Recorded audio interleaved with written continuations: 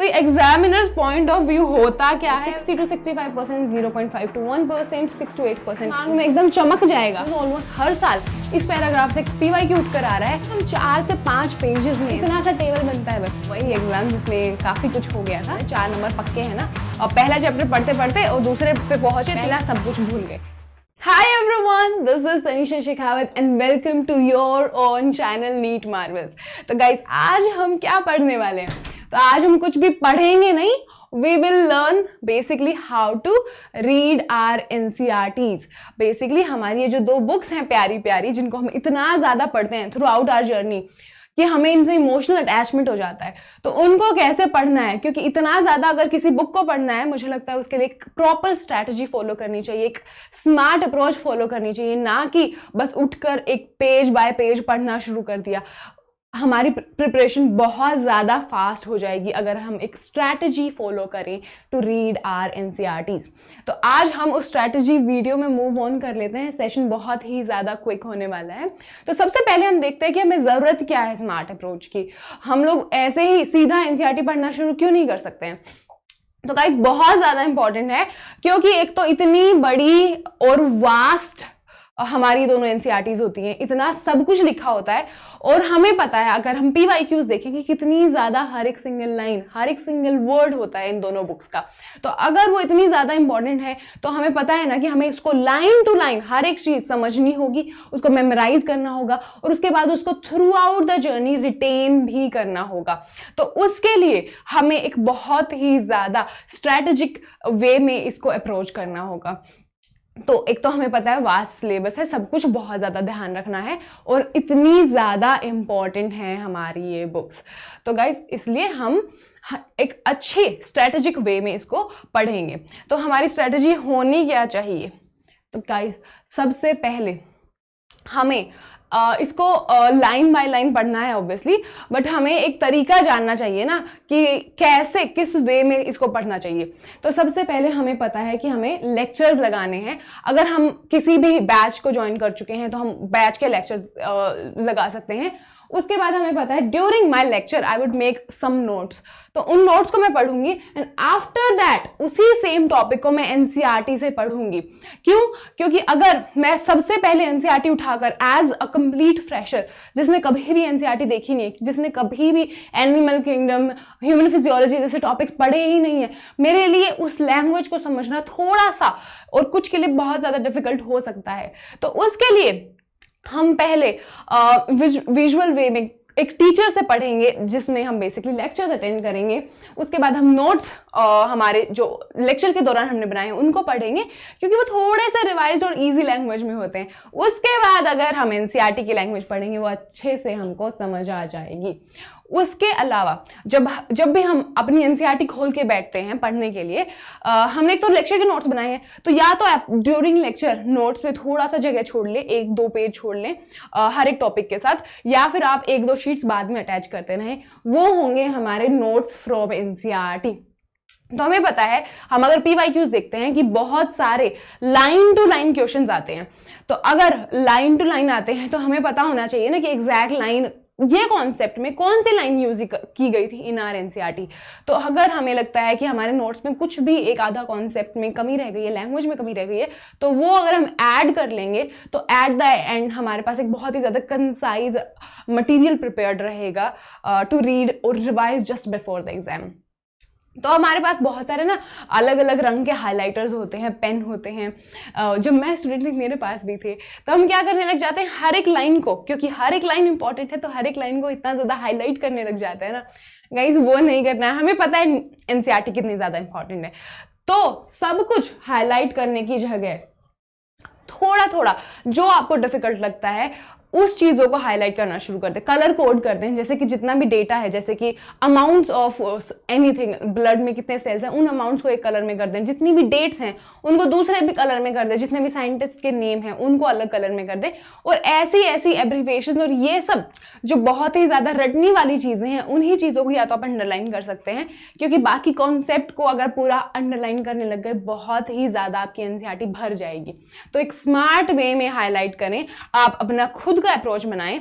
जैसे कि अगर हम बात करें, मुझे अगर करना है हाईलाइट अपने एब्रीवेशंस को, मैं एब्रीवेशंस के लिए ब्लू कलर यूज़ कर लूँगी, ये वाला। रेड से मैं, जो मुझे बहुत ही ज़्यादा डिफिकल्ट लगता है, डेट्स में अगर मेरे को बहुत ज़्यादा डिफिकल्ट लगती हैं, वो मैं अपने सारे के सारे रेड पेन से हाईलाइट या फिर अंडरलाइन कर लूँगी, और इसी तरह मैं कलर कोड कर दूँगी।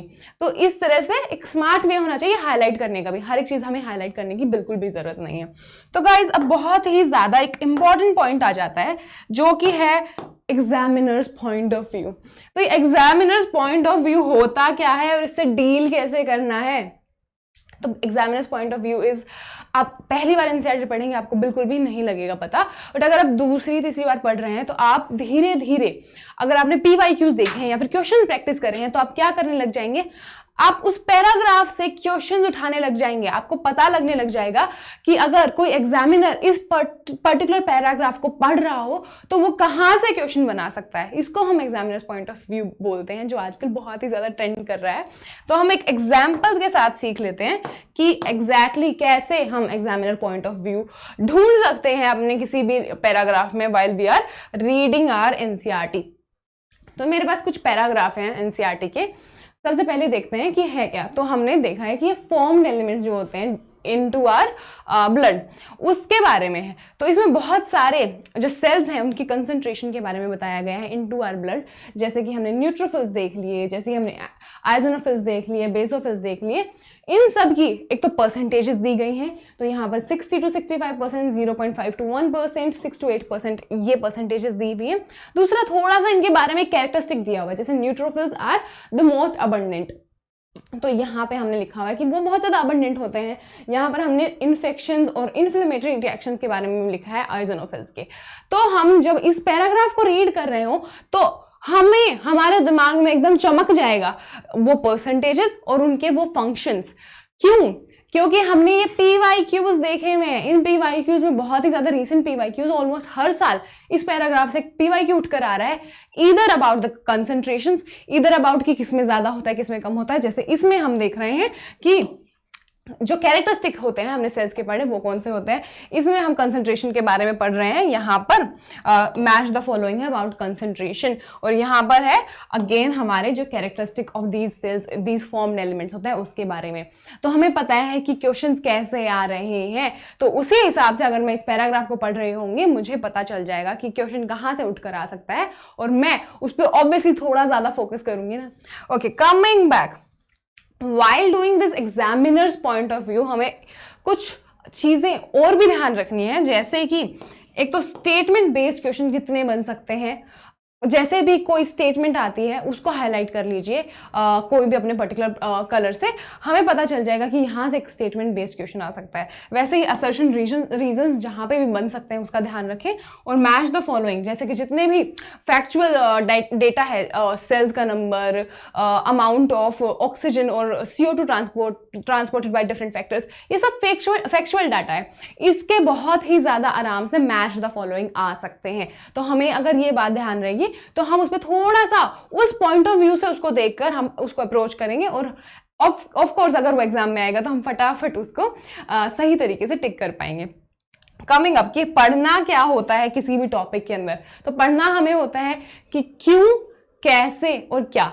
तो कोई भी टॉपिक का पहले हम क्या है उसमें टॉपिक में, वो एग्जैक्ट चीज क्या है, कोई फंक्शन, कोई सिस्टम के बारे में पढ़ रहे हैं, वो सिस्टम क्या है, वो सिस्टम क्यों होता है। जैसे रेस्पिरेटरी सिस्टम है, रेस्पिरेटरी सिस्टम क्या है, हम जो ब्रीदिंग और एक्सचेंज ऑफ गैसेज होता है उसका सिस्टम को रेस्पिरेशन सिस्टम बोलते हैं। उसमें क्या होता है, उसमें एक्सचेंज ऑफ गैसेज होता है, और हमने बहुत ही ज्यादा वास्ट तरीके से पढ़ा है कि कैसे एक्सचेंज होता है और कैसे, बेसिकली कैसे होता है। तो हमें हमारे what, why and how clear करने की जरूरत है व्हाइल रीडिंग एनी पैराग्राफ। तो उसको हम हाईलाइट करके साइड में भी लिख सकते हैं या फिर अपने नोट्स में भी लिख सकते हैं कि इस पैराग्राफ में what was the what was the why and what was the how. Okay, coming up, हम कुछ एग्जाम्पल्स ले लेते हैं। हम एनसीईआरटी में इतने एग्जाम्पल्स पढ़ते हैं, तो हमने जो डिस्कस किया उसके थोड़े से एग्जाम्पल्स भी पढ़ लेते हैं ना। तो हमने फॉर्म्ड एलिमेंट्स वाला एग्जांपल देख लिया। Coming up to next one, अब हमारे पास सिर्फ एक तो बहुत ज़्यादा रिटन टेक्स्ट होता है एनसीईआरटी में, एक छोटे छोटे कुछ टेबल्स होते हैं, कुछ साइंटिस्ट के फोटोज होते हैं, कुछ डायग्राम्स होते हैं। तो जितना ज़्यादा इम्पॉर्टेंट हमारा रिटन टेक्स्ट है उतना ही, इनफैक्ट उससे थोड़ा ज़्यादा और इम्पॉर्टेंट हमारी ये टेबल्स और हमारे डायग्राम्स होते हैं। क्यों? क्योंकि हम एक छोटा सा टेबल देख रहे हैं यहाँ पर अबाउट आर ब्लड ग्रुप्स। तो एबीओ ब्लड ग्रुप्स के बारे में है यहाँ पर, और हम देख रहे हैं कि यहाँ पर उसके बारे में 2 PYQ आ गए हैं सीधा उठाकर। तो अगर मैं ये टेबल देख रही होंगी अपनी बुक में और मैंने ये PYQs देख लिए हैं, अब मुझे पता है कि इस टेबल को कैसे लर्न रखना है, एक तो कितना ज़्यादा इंपॉर्टेंट है ये, और कैसे इसको हम याद कर सकते हैं because it is important. Coming up, तो टेबल्स का, डायग्राम्स का और जितने भी साइंटिस्ट नेम्स हैं, जितने भी एग्जाम्पलर्स हैं, उसका इंपॉर्टेंस हमें समझ में आ गया है। Coming up to how we can make our own tables, तो हमें यहाँ पर हमारे जेनेटिक्स के लेक्चर में जेनेटिक्स के जो टॉपिक है हमारा, उसमें दिया गया है कुछ बहुत सारे disorders, some are genetic and some are chromosomal. तो क्या होता है बेसिकली, कम से कम 4 से 5 पेजेस में एनसीईआरटी में बहुत सारे डिसऑर्डर्स दिए गए हैं, बट अगर मैं उसको टेबल की फॉर्म में लिखने निकलूं तो इतना सा टेबल बनता है बस। यहाँ पर मैंने सारे के सारे अपने जेनेटिक डिसऑर्डर्स लिख दिए हैं, ये ब्लू वाला पार्ट, वेराज जो पिंक वाला पार्ट है मैंने तीनों के तीनों क्रोमोसोमल डिसऑर्डर्स लिख दिए हैं अपने, और यहाँ पर ऑन दिस साइड मैंने लिख दिया है कि कौन से एबनॉर्मलिटी की वजह से वो होता है। तो अगर मैं ऐसी टेबल्स बना लूँ from these 4 to 5 pages from NCERT, तो एक बार, 2 बार, 3 बार तो मुझे पेजेस ऑब्वियसली पढ़ना है क्योंकि मुझे अंडरस्टैंड करना है उस टॉपिक को। बट मुझे पता है कि मुझे ये पार्ट बार बार पैराग्राफ में पढ़ के बिल्कुल भी समझ नहीं आएगा, तो उसके लिए मुझे उनको थोड़ा सा सेग्रीगेट करना होगा फ्रॉम द इंटायर टेक्स्ट। तो उसके लिए मैं ऐसी टेबल्स बना सकती हूँ ताकि मुझे बार बार रिवाइज करने के लिए पूरे 5 पेजेस लगातार ना पढ़ने पड़े, मेरा टाइम वेस्ट ना हो, और मैं ऐसी टेबल्स के थ्रू उसको अच्छे से मेमोराइज कर पाऊँ। समझने के लिए एनसीईआरटी पढ़ना है लाइन बाय लाइन, बट उसको बार बार में रिवाइज करने के लिए, उसको लर्न करने के लिए फ्लो चार्ट्स और ऐसी टेबल्स की हेल्प लेना बहुत ज़्यादा ज़रूरी है। जहाँ पर भी फ्लो चार्ट आपको लगता है बनना चाहिए और नहीं बना हुआ है, वहाँ पर अपने खुद टेबल्स और फ्लो चार्ट्स अपने नोट्स में बनाइए और उसके थ्रू रिवाइज करने के लिए और लर्न करने की कोशिश कीजिए। तो हमने यहाँ पे पढ़ लिया है कि कैसे ओके, जो हमने पिछला पढ़ा था अबाउट आर डिसऑर्डर्स, अभी last year, not last year, this year only, हाँ वही एग्जाम जिसमें काफ़ी कुछ हो गया था, उसी में ये क्वेश्चन आ गया था उठकर। अब 2 इसमें आई थिंक जेनेटिक डिसऑर्डर्स हैं, 2 क्रोमोसोमल डिसऑर्डर्स हैं। तो इन डिसऑर्डर्स का सीधा क्या एबनॉर्मलिटी की वजह से, कौन से क्रोमोसोम में एबनॉर्मलिटी की वजह से वो पर्टिकुलर डिसऑर्डर्स हुए, वो सीधा उठकर आ गया था। तो अगर हमने टेबल बनाई हुई है तो ऑब्वियसली हमारे 4 नंबर पक्के हैं ना। तो ऐसे टेबल्स और फ्लो चार्ट्स बनाने की लगातार कोशिश करते रहिए। ओके, कमिंग अप, तो हमने पढ़ लिया कि एग्जामिनर्स पॉइंट ऑफ व्यू क्या होना चाहिए और हमारे लिए क्या क्या इंपॉर्टेंट है, और उसके साथ ही हमारे पास 2 और चीज़ें हैं वो बहुत ज़्यादा इंपॉर्टेंट हैं। वो है हमारे कुछ जो डायग्राम्स, बड़े बड़े डायग्राम्स और छोटे छोटे डायग्राम्स एनसीईआरटी में दिए गए हैं वो, और उसके अलावा जो चैप्टर के एंड में आती है हमारी समरी। तो हमें पता है कि बहुत सारे डायग्राम्स ऐसे हैं एनसीईआरटी के अंदर जिनमें जो रिटन टेक्स्ट है उससे एक्स्ट्रा दिया गया है। जैसे कि अगर हम एवोल्यूशन चैप्टर में देखें तो ये पर्टिकुलर डायग्राम दिया गया है जिसमें बहुत सारे ऑर्गेनिजम्स मेंशन्ड हैं, और वो कौन से जियोलॉजिकल पीरियड के दौरान एग्जिस्ट किए थे वो भी दिया हुआ है। तो सीधा क्वेश्चन ऑब्वियसली उठकर आ सकता है, इवन दो ये टेक्स्ट में नहीं है, कि लेट्स से कि थीकोडोंट्स कौन से जियोलॉजिकल पीरियड के दौरान एग्जिस्ट किए थे। तो हम अगर हमारे डायग्राम्स पे ध्यान नहीं देंगे और डायग्राम्स की labellings, diagrams, everything is so important, अगर हम उन पे ध्यान नहीं देंगे हमारे बहुत सारे क्वेश्चन मिस हो सकते हैं। तो डायग्राम्स पे ध्यान दीजिए। उसके अलावा हमारी समरी, हर एक चैप्टर की समरी पढ़ना बहुत ज़्यादा ज़रूरी है। समरीज में काफ़ी कुछ एक्स्ट्रा दिया होता है कुछ चैप्टर्स में, then that is not written in the chapter actually. तो समरीज पढ़ना भी बहुत ज़्यादा ज़रूरी है। नाउ कमिंग अप कि हमने पढ़ लिया कि हाँ ऐसे हमने एनसीईआरटी पढ़नी है, बट एक्चुअली उसको मेमोराइज, दैट इज़ उसको हमारे एक्चुअली ब्रेन में रिटेन कैसे करके रखना है। तो एक बहुत ही ज़्यादा इंपॉर्टेंट और साइंटिफिक वे है कि our visual part of memorising stuff is way more evolve than जो हम पढ़ते हैं उससे। तो अगर मैंने पढ़ी है कुछ 4 लाइन, वो प्रॉब्ली मेरे को 1 हफ्ते तक याद रहे, बट अगर उन 4 लाइन में जो भी लिखा हुआ है, I actually try to imagine then that scenario in my head, then it would be so much more easier for me to understand first of all, and it would be retained for so much longer. मुझे सालों सालों तक और maybe for rest of my life वो याद रह जाए। तो उसे ही हम विजुअल लर्निंग बोलते हैं। तो लेट्स से कि एग्जाम्पल ले लेते हैं इस पर्टिकुलर पैराग्राफ का, जो कि एनसीईआरटी में दिया गया है, जो कि थोड़ा सा कॉम्प्लेक्स हो सकता है। आपको कम से कम 6-7 रीड देने पड़ सकते हैं इसको पढ़ने के लिए, और फिर याद रखने के लिए तो मुझे नहीं लगता कितना ज़्यादा टाइम लगेगा और कितने टाइम तक एक्चुअली में आपको याद रहेगा वो। तो उसके लिए आप क्या कर सकते हैं कि ऐसा कुछ डायग्राम दिया नहीं है एनसीईआरटी में, बट क्या कर सकते हैं हम खुद से हमारे जो डायग्राम्स हैं उन चीज़ों को पढ़कर विजुअलाइज करके बना सकते हैं, या फिर इंटरनेट से ऑब्वियसली डायग्राम्स देख सकते हैं, या फिर इमेजेस देख सकते हैं। जैसे किसी बैक्टीरिया का स्ट्रक्चर दिया हुआ है, आपको नहीं समझ में आ रहा है पढ़कर, आप उस बैक्टीरिया के स्ट्रक्चर को एक्चुअली में इंटरनेट पे लुकअप कर लीजिए और आपको मे भी वो याद रह जाए। तो यहाँ पर हमने देखा है बेसिकली इस पूरे पैराग्राफ का समरी यही है कि न्यूक्लियस के पास ईआर प्रेजेंट होता है। ईआर से हमारे वेसिकल्स, जैसे वेसिकल्स क्योंकि राइबोसोम्स वहाँ पे होता है, राइबोसोम से कुछ कुछ बन के निकलता है, वो गोल्जी में पैक होता है। इस साइड सिस फेस होता है, इस साइड ट्रांसफेस होता है, ट्रांसफेस से वेसिकल बन के वापस से प्लाज्मा मेम्ब्रेन में इंटीग्रेट हो जाता है, और जो भी निकलता है वो सेल के बाहर फेंक दिया जाता है। तो इतना सा इजी सा चीज इतने बड़े पैराग्राफ में लिखा हुआ है, तो आपको समझ में आया ना the importance of visual learning. और अगर मैं इसको देखूंगी तो मुझे डेफिनेटली हर एक चीज, चाहे वो किसिस फेस कौन सी साइड प्रेजेंट है, it is present towards ER, तो वो सब कुछ बहुत ही ज्यादा अच्छे से मेरे को याद रहेगा और रिटेन बहुत ही ज्यादा सालों तक रहेगा। ओके, कमिंग अप, बहुत ज़्यादा इंपॉर्टेंट चीज़ें हमारे हम बायोलॉजी स्टूडेंट्स के लिए स्पेशली होती है, वो होता है निमोनिक्स एंड स्टोरीज। तो निमोनिक्स एंड स्टोरीज क्या है?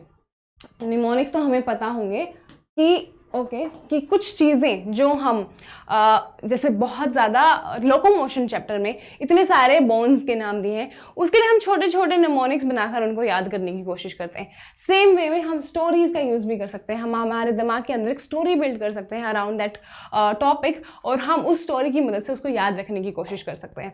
कैसे?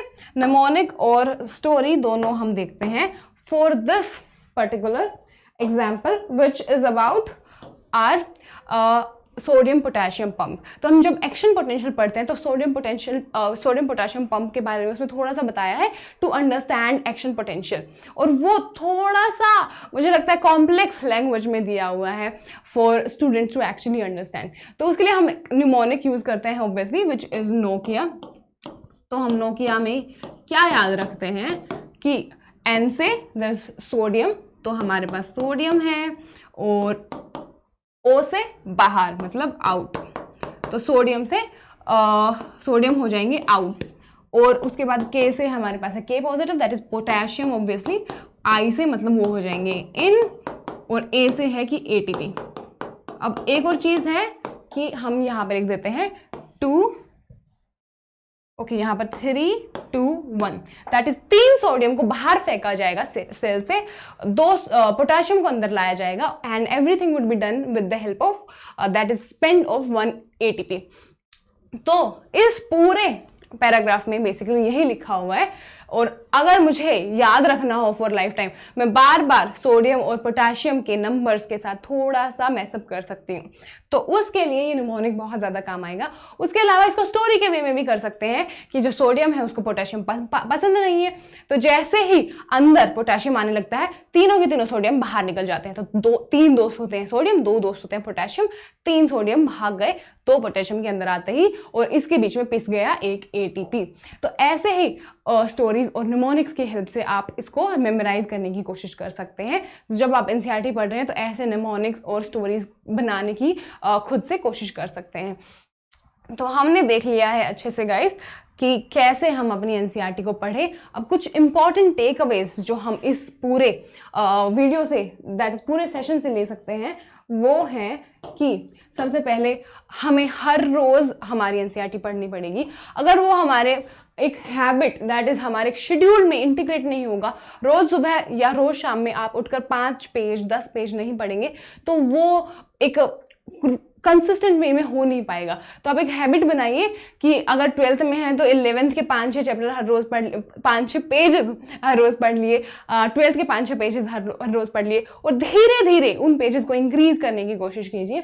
सेकेंडली, इसको बहुत ज़्यादा बार आपको पढ़ने की कोशिश करनी पड़ेगी, क्योंकि इवन दो हम निमोनिक्स की हेल्प ले लें, डायग्राम्स की हेल्प ले लें, हमारा ब्रेन इतना ज़्यादा भी अभी नहीं याद रख सकता है चीज़ें, इतना ज़्यादा स्टोरेज भी नहीं है उसका, अनलेस आपको उसको बहुत बार किया हो। तो आपको कोई भूलने की बीमारी नहीं है गाइज। आप सोचते हैं कि आपने 1 बार पढ़ा, 2 बार पढ़ा, और पहला चैप्टर पढ़ते पढ़ते और दूसरे पे पहुंचे, तीसरे पे पहुंचे, तीसरा पढ़ते ही पहला सब कुछ भूल गए। तो वो कोई भूलने की बीमारी नहीं है गाइज, वो सबके साथ होता है, आपके साथ, मेरे साथ, सबके साथ होता है। So what you can do is you can basically make it a habit. हम हर रोज करेंगे, वो चीज़ डेफिनेटली हमारे ब्रेन में परमानेंटली स्टोर हो पाएगा। ओके, कमिंग अप, तो उसको बहुत बार पढ़ना है। उसके अलावा पढ़ने के बाद उसको लिखने की कोशिश कर सकते हैं। जो चीज़ें, जो कॉम्प्लेक्स टॉपिक्स आपको बिल्कुल भी नहीं हो रहे हैं पढ़ने से, उनको लिखिए।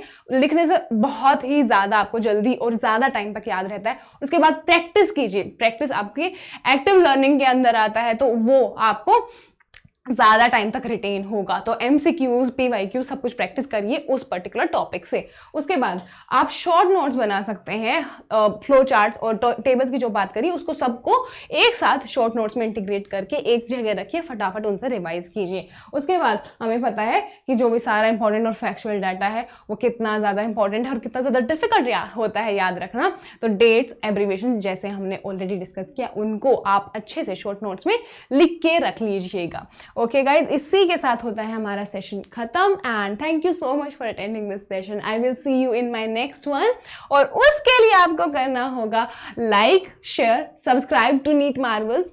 ऑल्सो जो टेलीग्राम लिंक होगा वो डिस्क्रिप्शन में होगा, फटाफट जाकर ज्वाइन कर लीजिएगा। Bye bye.